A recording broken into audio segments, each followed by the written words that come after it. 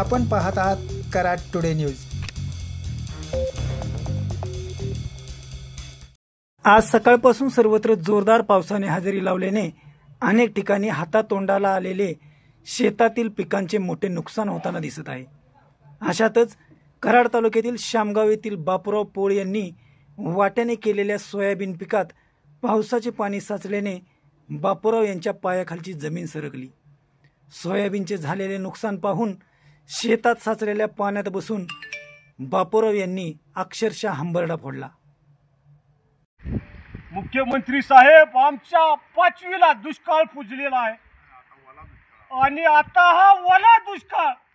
उन्हाळ्यात बघितलं तर पाणी प्यायला सुद्धा नाही आणि पावसाळ्यात हा ओला दुष्काळ।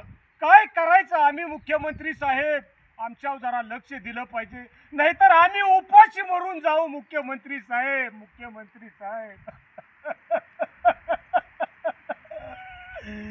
काय करावं मुख्यमंत्री साहेब? आम्ही उन्हाळ्यात पाणी प्यायला नाही, पावसाळ्यात वावरातनं पाणी संपत नाही। आमचं हे सोयाबीन पाण्यात पूर्णपणे वाहून गेलं। काय करायचं? काय करू मुख्यमंत्री साहेब? काय करू?